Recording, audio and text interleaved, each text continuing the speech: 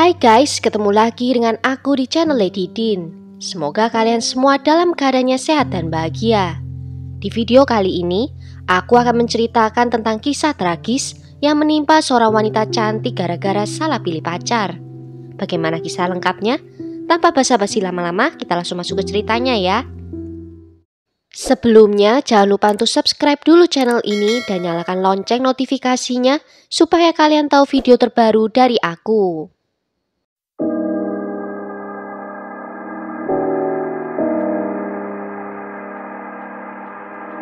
I will never celebrate another birthday with Michaela. She will be forever 24. I will never get to see her achieve her dreams and goals. I will never get to see her meet a nice man. I will not attend her wedding. I will never know her children. Michaela Young lahir pada tanggal 15 Juni 1997 dan dia tumbuh besar di Spokane, Washington bersama dengan keempat saudaranya. Dan hubungan mereka sangatlah dekat. Michaela dikenal sebagai orang yang baik, hangat dan selalu terlihat bahagia. Dia juga rela melakukan segalanya demi orang yang dicintainya. Bagi teman-temannya, Michaela adalah orang yang ekstrovert dan ceria dan mudah sekali untuk bisa berbicara dengan orang-orang dan membangun hubungan yang baru. Namun di sisi lain yang tak banyak diketahui orang, Michaela pernah hamil 2 kali di tahun 2014 dan 2018, namun kehamilannya tidak berjalan lancar. Bayinya terlahir prematur dan tidak bisa bertahan hidup.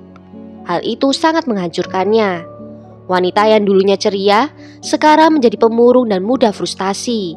Dan semua orang di sekitarnya merasa sakit melihat perubahan sikapnya, namun tidak bisa berbuat apa-apa. Butuh bertahun-tahun sampai dia bisa keluar dari rasa sakitnya itu, namun hanya untuk terjebak dalam penderitaan lainnya. Pada tahun 2020, Michaela mulai berkencan dengan Anthony Fuerte yang saat itu berusia 27 tahun. Mereka baru berkencan selama beberapa minggu saja, sehingga keluarga Michaela belum terlalu mengenalnya. Namun teman-temannya menilai Anthony sebagai pria yang baik, perhatian dan menawan, yang bisa memberi Michaela kehidupan yang layak. Tidak diketahui secara pasti apakah dari awal Michaela mengetahui tentang masa lalu Anthony yang kelam. Namun semakin orang-orang mengenalnya, mereka akhirnya melihat betapa bermasalahnya Anthony. Anthony lahir dari orang tua yang kecanduan narkoba dan ini juga mempengaruhi kesehatan mentalnya.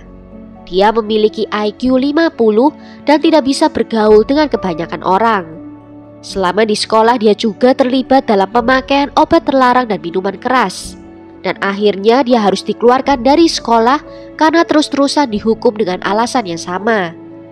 Dan beberapa tahun kemudian, dia dihukum karena perampokan bersenjata dan sempat masuk penjara selama 7 tahun. Pada tanggal 6 Februari 2020, Michaela, Anthony dan temannya Anthony yang bernama Joshua sedang bepergian bersama. Di tengah perjalanan, seorang petugas polisi meminta mobil mereka untuk menepi untuk pemeriksaan acak. Dan ternyata, baik Anthony dan temannya saat itu membawa obat terlarang yang mengakibatkan petugas menangkap mereka berdua dan harus masuk penjara beberapa minggu sebelum dibebaskan. Setelah kejadian itu, hubungan mereka mulai berubah. Entah apa yang merasukinya, Anthony berpikir kalau Michaela yang mengatur pemeriksaan itu dan mengirimnya ke penjara. Michaela menjelaskan kalau bukan dia yang melakukan, tetapi Anthony tidak mempercayainya. Anthony mulai mengancam dengan mengatakan kalau dia mempunyai koneksi dengan anggota geng. Michaela mulai merasa ketakutan kalau Anthony akan menyakitinya. Jadi saat Anthony meminta Michaela untuk bisa menemuinya, dia menjadi sangat gugup. Michaela tidak mau menemuinya sendirian, juga tidak mau bertemu di tempat yang sepi. Dia kemudian meminta seorang teman untuk menemaninya ke 7-Eleven terdekat, di mana dia akan bertemu dengan Anthony di sana. Anthony bertemu dengannya di sana bersama dengan seorang temannya. Kemudian Anthony mengajaknya untuk ikut ke motel yang telah disewanya. Teman dari Michaela mulai tidak menyukai situasi yang ada dan mengajak Michaela pulang dan meyakinkannya untuk tidak melakukan sesuatu yang bodoh. Dan dia juga memintanya untuk tidak bertemu dengan Anthony lagi. Namun Anthony terus menuntut Michaela untuk bisa menemuinya. Bahkan pesan teksnya berubah, yang dari awal masih baik-baik saja menjadi sebuah perintah yang dingin yang menuntut Michaela untuk segera menemuinya. Michaela punya firasat yang buruk tentang permintaan itu, tetapi dia tidak bisa menolaknya. Dan Michaela meyakinkan Anthony untuk menemuinya di parkiran motel. Di tanggal 27 Januari di pukul 1 dini hari, keduanya bertemu di tempat parkir motel, saling menyapa dan kemudian bergandengan tangan menuju ke kamar. Namun di dalam kamar pasangan itu bertengkar hebat dan Michaela sempat memposting di Snapchat-nya kalau dia meminta tumpangan pulang dari motel itu. Sayangnya tidak ada teman-teman yang melihat postingannya. Di sore harinya, beberapa orang menelpon ke 911 mengatakan kalau ada seorang pria yang berlumuran darah mencoba untuk membajak mobil orang di jalan. Dan pria itu adalah Anthony. Anthony awalnya mencoba mencuri dari dealer mobil tetapi gagal. Dia mulai mengancam orang dan mencoba untuk membajak mobilnya. Polisi segera datang dan menahan Anthony di sebuah coffee shop saat mencoba untuk mencuri mobil di sana. Tubuhnya penuh dengan goresan dan luka ringan dan dia juga berperilaku tidak menentu dan polisi membawanya ke rumah sakit.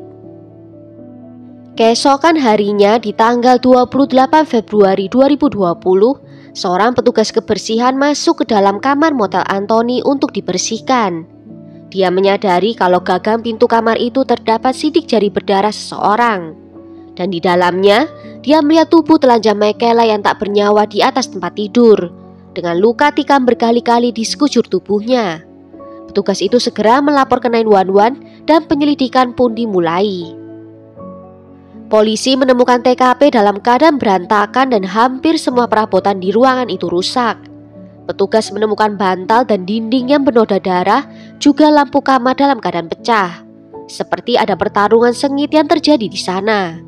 Polisi juga menemukan sebuah jejak sepatu dari darah yang membawa mereka ke tempat mereka menangkap Anthony. Tetapi bukti jejak kaki itu saja tidak cukup untuk bisa menangkapnya. Mereka membutuhkan lebih banyak bukti yang kuat. Dari hasil otopsi disebutkan Michaela meninggal karena luka tusuk di dada bagian atas dan di lehernya, dan diketahui kalau total tikaman mencapai 120 kali. Otopsi juga menyebutkan kalau kuku Michaela dicabut karena mencoba untuk melukai pelaku. Petugas kebersihan yang menemukan Michaela mengatakan kepada polisi kalau dia pernah melihat Anthony dengan seorang pria lain. Polisi memeriksa catatan motel dan menemukan bahwa kamar itu dipesan atas nama Chad Benefield.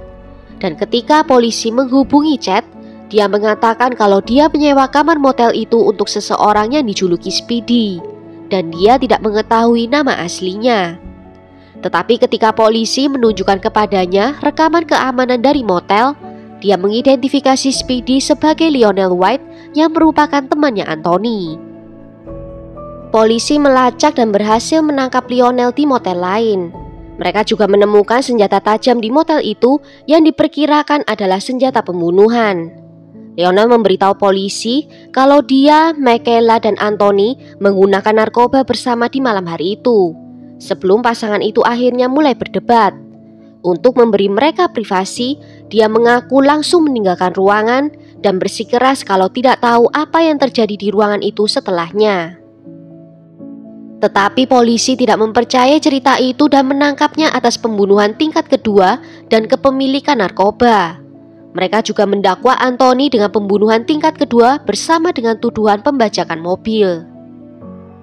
Persidangan berjalan selama lebih dari 1 tahun dengan keluarga Michaela menghadiri setiap sidangnya, di mana mereka harus menyaksikan Anthony dan Lionel tertawa dan bercanda selama persidangan itu. Sungguh sangat memilukan melihat pelaku tidak menunjukkan penyesalan, dan untuk memperburuk keadaan, pengacara kedua pria itu terus-menerus mengajukan alasan demi memperlama persidangan. Pada akhirnya Anthony menerima kesepakatan pembelaan dan dia mengaku bersalah atas pembunuhan tingkat pertama ditambah dengan penggunaan senjata berbahaya. Sebagai imbalan atas pengakuannya itu, penuntutan atas tuduhan perampokan dan pembajakan mobil dihentikan. Hakim memvonis 30 tahun di penjara, diikuti dengan 36 bulan pengabdian masyarakat. Dan untuk Lionel, meskipun dia mengaku bersalah atas tuduhan kepemilikan senjata, dia dibebaskan setelah menjalani penahanannya selama 1 tahun itu. Dia tidak perlu lagi menghadapi hukuman apapun meskipun dia mungkin mengetahui sesuatu tentang pembunuhan itu. Namun polisi tidak bisa menemukan hubungan antara pembunuhan Michaela dengan senjata yang ditemukan. Keluarga Michaela merasa terhina dengan permintaan maaf yang dilakukan oleh Anthony selama di persidangan. Karena dalam permintaan maaf itu, dia menggunakan narkoba sebagai alasannya yang mengakibatkan dia melakukan hal mengerikan itu. Anthony akan dibebaskan di usianya yang ke-50 tahun dan masih punya waktu untuk bisa menikmati hidupnya. Sedangkan Michaela yang malang secara tragis kehilangan nyawanya di usianya yang ke-24 tahun.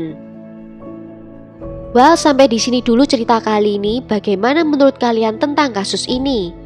Tulis ya pendapat kalian di kolom komentar. Akhir kata, terima kasih karena sudah nonton video ini sampai akhir. Sampai jumpa di video berikutnya. Ciao!